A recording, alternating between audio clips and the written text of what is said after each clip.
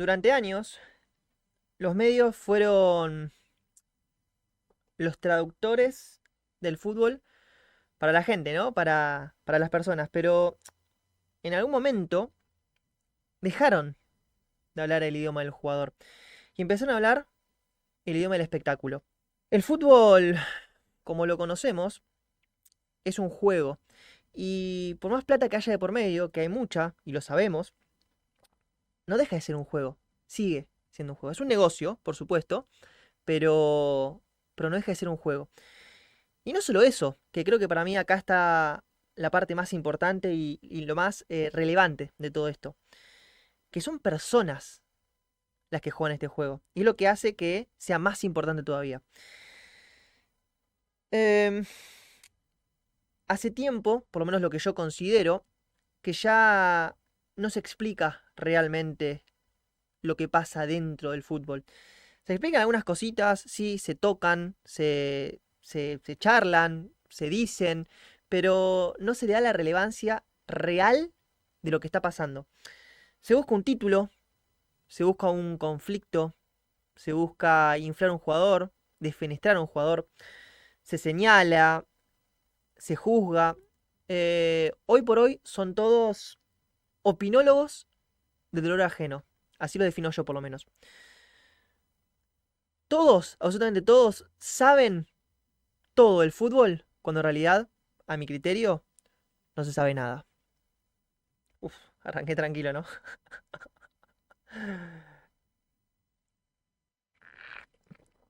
Muchos en el contenido que subo o en las cosas que hago me critican, ¿no? Porque nunca analizo ninguna jugada, ni hablo de nada relacionado a las tácticas, a la técnica. Pero ¿sabes lo que pasa? Em, Mi trabajo en alto rendimiento es entender la cabeza del jugador. Cuando vos lográs entender, y esto creo que es la gran diferencia con el periodismo actual, ¿no? Cuando vos lográs entender cómo un jugador piensa, entender por qué el jugador hace lo que hace, recién en ese momento estás como capacitado para poder entender el comportamiento de un jugador, tanto dentro como fuera del campo. Vos nunca vas a poder comprender lo que le pasa a un jugador si primero no entendés cómo piensa. Todo lo que hace el jugador tiene un motivo. Y creo yo que poco hincapié o poca bola se le da a todo eso. Em,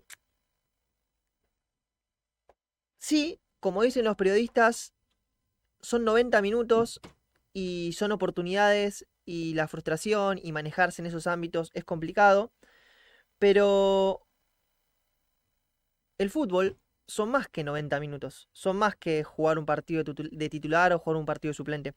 Em, Pasan muchas más cosas por la cabeza del jugador. Y justamente de eso se trata el fútbol moderno. De entender cómo piensa un jugador, no de juzgarlo. ¿Qué pasa dentro de la cabeza de un jugador cuando a los 30 minutos del primer tiempo por un mal desempeño el técnico lo saca? ¿O qué pasa por la cabeza de un jugador cuando hace 5 partidos que el técnico lo concentra pero no lo pone? ¿Qué pasa por la cabeza del jugador cuando tiene 40, 50, 60 mil personas puteándolo? ¿Qué pasa con esa cabeza del jugador cuando el jugador pierde un partido importante y tiene que mirar a la cara a sus hijos y sentirse como... Se siente como un perdedor, es lógico, ¿no? No está bien. Yo trabajo mucho para que no lo piense, pero es una cuestión obvia que cuando eso sucede uno se siente así. Eh, Eso nadie lo cuenta, porque obviamente no... Ahí no está el marketing, ¿no? Está clarísimo que el marketing no está ahí. Y nadie lo pregunta porque el negocio va por otro lado. Y nadie se anima a contarlo, nadie se anima a decirlo, pero es la verdad. Eh, Hasta que no se logre entender la cabeza del jugador de fútbol, no van a poder entender nada. Y cuando entiendan cómo piensa un jugador, créanme que el negocio que hoy está se va a exponenciar. Y más allá del error en sí, porque fue una tragedia, o sea, no es algo que yo no haya hecho antes de agarrar una pelota. Sí, llovía un montón, torrencial, tenía los guantes súper mojados, Mm. todo. Eh, y esa experiencia en el contexto, en el trasfondo, ¿no? Era la primera vez que, por ejemplo, sacaba a mis hijos de Buenos Aires, somos de padres separados, ¿no? Mis hijos, y era la primera vez que yo los traía conmigo a Santa Fe. Mi mamá se estaba recuperando, o se había recuperado de su tercera CB, ¿no? Uh, Una paciente riesgosa. Y había podido conseguir que, bueno, habíamos arrancado bien el campeonato, ganándole a Racing, veníamos a empatar en el gasómetro con San Lorenzo, y había podido conseguir que, bueno, de que todo se alinee y poder tener a mis hijos, mi mamá, mi pareja, poder entrar a la cancha con mis hijos, era todo Soñado. soñado, soñado. De repente pita el árbitro, se larga una lluvia torrencial, nos hacen el primer gol, está bien, vamos a superarlo, y de repente patean al arco, no sé si una masita, pero patean al arco una pelota que yo la practico todos los días, que no sé, es algo muy habitual en mí, y se me escapó. Se me resbaló por la lluvia, por los guantes, no sé, por un montón de condimentos se me resbaló de las manos y terminó siendo gol. Y mis hijos, mi mamá era la primera vez que me iba a ver en la cancha, porque bueno, por estas cuestiones de salud no había podido ir antes. Y mis hijos era la primera vez que iban a la cancha. Mi hijo que justo está incursionando también, que quiere ser arquero y demás, qué sé yo. Y lo primero que vieron, o sea, la primera impresión que yo les demostré a ellos, se llevaron de la cancha puteada, de todo. O sea, habían ido con la remera de Campisi Sí, sí, sí. y se llevaron cosas horribles de la cancha. Y yo salí de ahí y a mí psicológicamente me destruyó. No solamente por el error, sino por todo lo que les había hecho vivir a ellos. Imagínate. Y llego a mi casa y no quería tocar el celular y cuando veo el celular eran puteadas, insultos, de todo, a mis hijos, o sea, de todo, o sea, no te das una idea.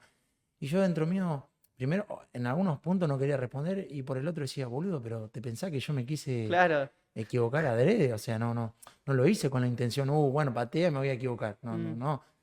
Y sin embargo, me sucedió, fue una mm. tragedia. El gran problema con el periodismo no es que opinen. em, Básicamente es su trabajo, ¿no? Les pagan para poder hablar de técnicas, tácticas, de jugadores. No, el problema no está en que opinen. El problema está en que opinan como si entendieran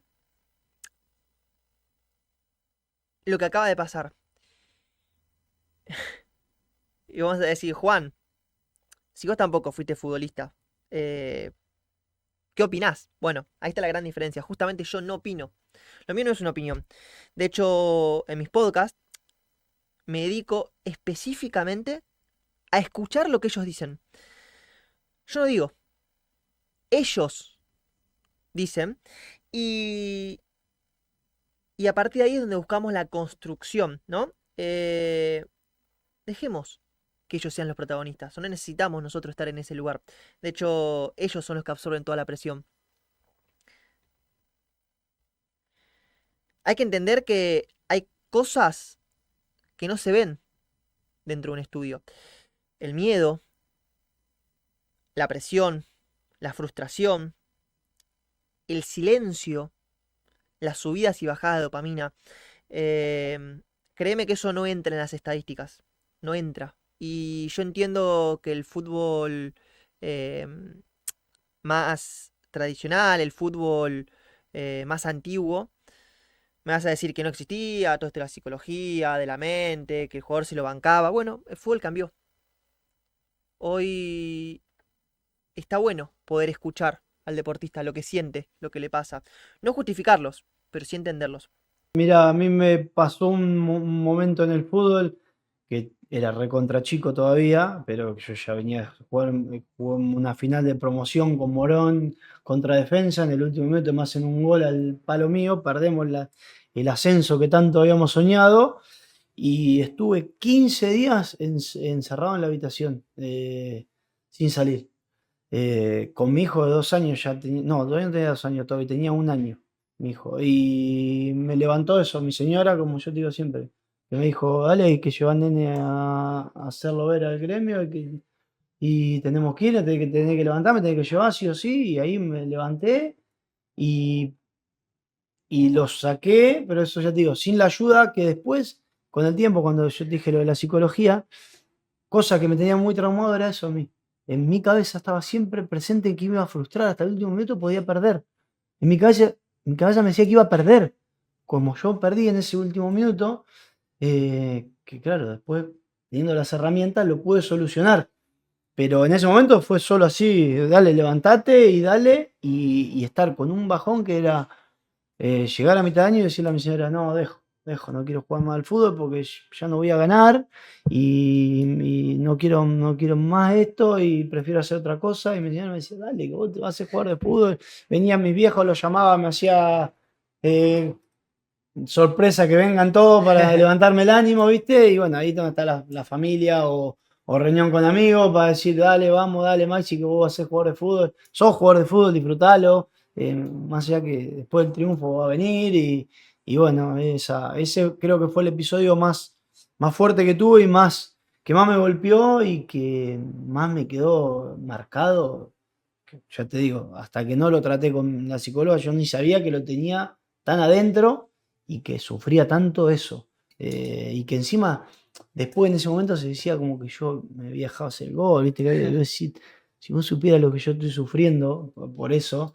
Pero bueno, es lo que la parte del fútbol que tiene, que de lo que hablamos antes también, que somos superhéroes, que nadie entiende, que nosotros sufrimos, que la pasamos mal. Y por eso que digo que lo tan importante es la familia, o el sostén que tengan, sean los amigos, los padres, la mujer, la novia, lo que sea.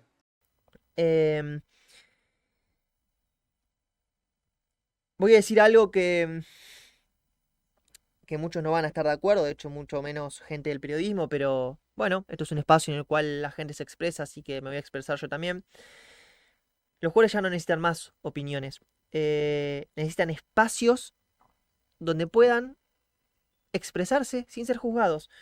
¿Por qué se creen que dejaron de dar tantas notas abiertas a distintos medios y empezaron a ir a lugares en donde les permitan expresarse? Podcast, streamers, en donde cuentan a veces mucho más de su vida con un streamer que no lo juzga y lo escucha, en una nota que por ahí le preguntan justamente sobre eso. Ellos encontraron el lugar y la forma de expresarse y que se los escuche. Algo que escuché hace poco a un compañero que labura de periodismo y me decía, no, lo que pasa es que en los medios se busca la polémica. Bueno, ¿saben qué? Los hinchas, y ahora ya ni siquiera voy al jugador, los hinchas no necesitan más polémica. Necesitan entender por qué esa persona que está en la cancha no juega como sí podría jugar. De hecho, em, si ustedes se fijan, cuando un jugador va y se expresa en un canal o se expresa en un podcast o en una plataforma de streaming, mucha gente, incluso gente por fuera del fútbol, un oficinista, un hincha más, empatiza con las cosas que le pasan al jugador. ¿Por qué? Porque los problemas son los mismos. La persona que está sentada en una oficina y tiene que exponer algo frente a unos compañeros en el trabajo, vive presión. Cuando no le sale, vive frustración. Cuando esperaban un ascenso y no se lo dieron, siente desilusión. Son todas emociones que también expresan los jugadores y también sienten los jugadores. Entonces, cuando un jugador muestra, bien, lo que siente, se sienten. La gente empatiza mucho con ellos, se sienten de igual manera, se sienten a la par. Lo que pasa es que los endiosamos tantos a los jugadores que parece que ellos no tienen las mismas emociones que nosotros. Y como ellos ganan tanto dinero, que dicho sea de paso, son algunos los que ganan tanto dinero, el resto vive un poquito mejor que la clase media, pero tampoco ganan tanto dinero, sienten, comen, hacen lo mismo que hacemos cualquiera de nosotros.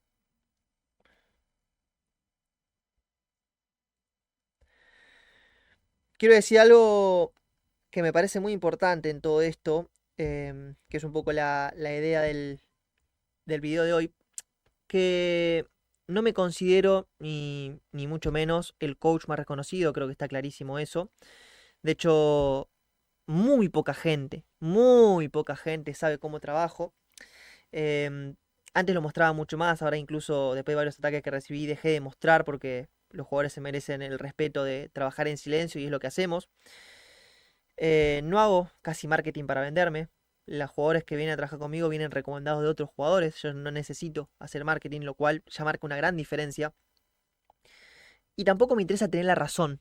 Y creo que eso también me ha hecho crecer mucho porque en un medio en el cual cada uno quiere tener su propio librito y tener la razón, a mí me alcanza con que la gente me escuche.